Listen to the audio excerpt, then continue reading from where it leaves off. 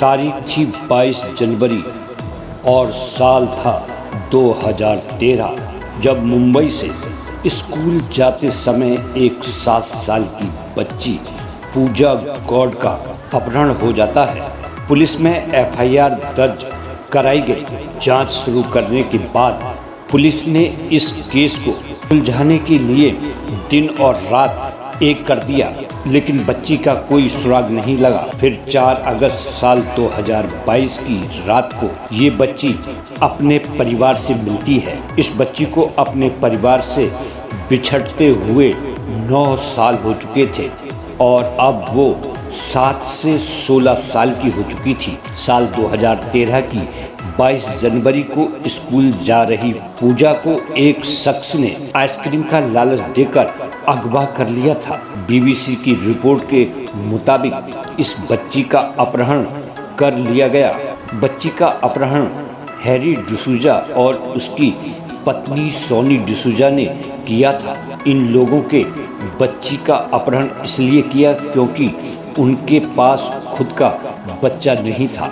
इस मामले में पुलिस ने डिसूजा को गिरफ्तार कर लिया है। जिस दिन पूजा गौड़ का अपहरण हुआ उस दिन बीच किसी बात को लेकर इन दोनों के बीच किसी बात को झगड़ा हो गया तो पूजा का भाई उसे छोड़कर स्कूल चला गया और वो पीछे रह गई। उसी समय हैरी और सोनी डिसूजा ने पूजा को आइसक्रीम खिलाने का लालच दिया और अपने साथ ले गए। इसके बाद उसे धमकाया कि अगर वो उसे नुकसान पहुंचाया जाएगा। इसके बाद ये लोग उसे पहले गोवा लेकर गए और फिर कर्नाटक के अलावा देश के उत्तरी और दक्षिण इलाके में भी लेकर गए। पूजा गौड़ के मुताबिक उसके अपहरण के बाद कुछ दिनों के लिए हैरी और सोनी ने उसका एडमिशन एक स्कूल में करा दिया। इसके बाद जब इन लोगों के बच्चा हो गया तो ये लोग पूजा को लेकर वापस मुंबई आ गए। मुंबई वापस आने के बाद ये लोग पूजा पर अत्याचार करने लगे और उसे मारने पीटने लगे। पूजा ने बताया कि उसे बेल्टों, लात, घूंसों से मारा जाता था और एक बार तो बेलन से इतना मारा कि पीठ से खून बहने लगा। उससे घर के काम कराए जाते थे। हैरान करने वाली बात यह है कि मुंबई में जिस जगह ये डिसूजा परिवार रहता था वो पूजा के घर से कुछ ही मीटर की दूरी पर था, तो वहीं पूजा का कहना है कि वो वहाँ के रास्तों से अनजान थी और उसके पास पैसे या फ़ोन भी नहीं था जिससे किसी से वो मदद ले सके और अपने घर पहुँच सके। लेकिन वो दिन भी जल्दी आ गया जब पूजा के हाथ में डिसूजा कपल का फ़ोन हाथ लग गया।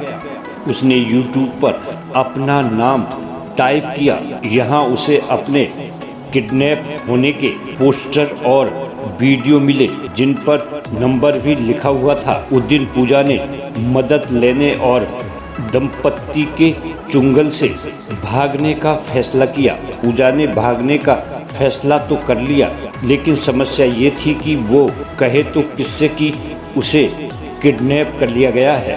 पूजा को अपने घर वालों से मिलने में प्रमिला देवेंद्र नाम की महिला ने अहम भूमिका निभाई है। पूजा डिसूजा दंपत्ति के साथ रह रही थी।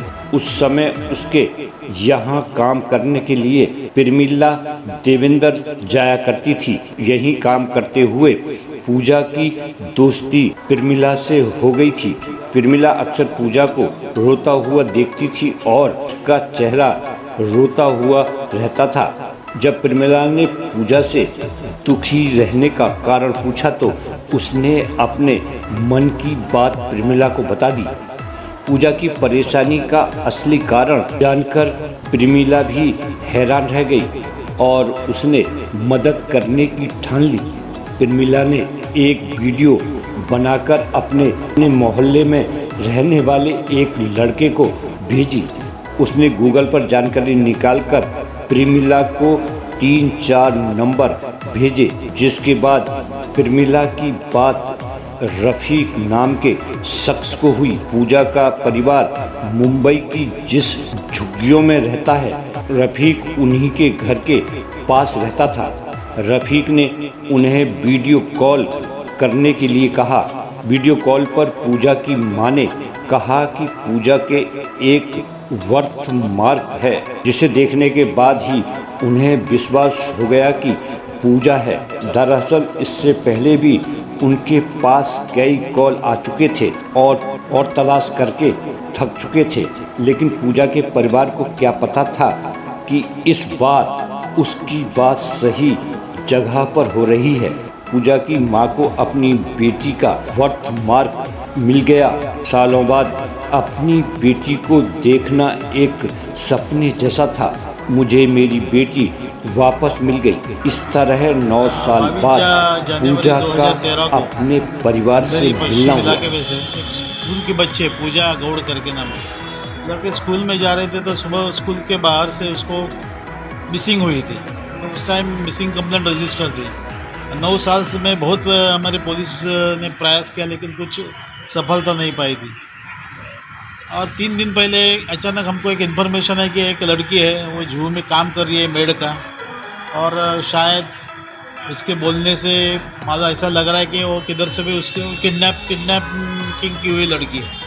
तो हमने तुरंत इन्फॉर्मेशन मिलने के बाद उसमें हमने इमीडिएट एक्शन लिया। हमारा टीम फॉर्म की, एक टीम हमने उधर जू में भेज दी। दूसरी जो सस्पेक्टेड थे, जिन्होंने किडनैप किया, हमको मालूमात पड़ी थी, उनके घर पे भेज दिया। और हमने फिर हमारी टीम ने लड़की को ताबे में लिया। उसको ताबे में लेकर इंट्रोगेशन करने के बाद मालूम कि वो वही लड़की है कि 2013 में स्कूल में से मिसिंग हुई थी।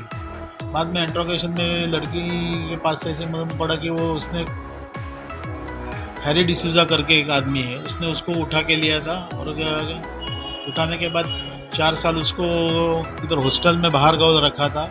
और 4 उधर भी बाद में उसको बम्बई में लेके आया, उसको काम पे लगाया घर के।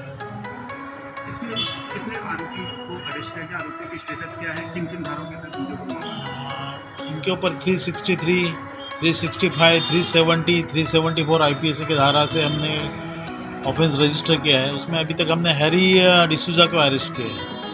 पति पत्नी 2 आरोपी थे। पति पत्नी आरोपी है, लेकिन अभी तक वाइफ को हमने अरेस्ट नहीं किया। उनके भी 6 साल की छोटी बच्ची है, तो हमने आफ्टर इन्वेस्टिगेशन उनके ऊपर भी कार्रवाई करेंगे। तो दोस्तों, ये जानकारी आपको पसंद आई होगी। आप हमारे चैनल को लाइक करें, शेयर करें और सब्सक्राइब करना न भूलें। धन्यवाद।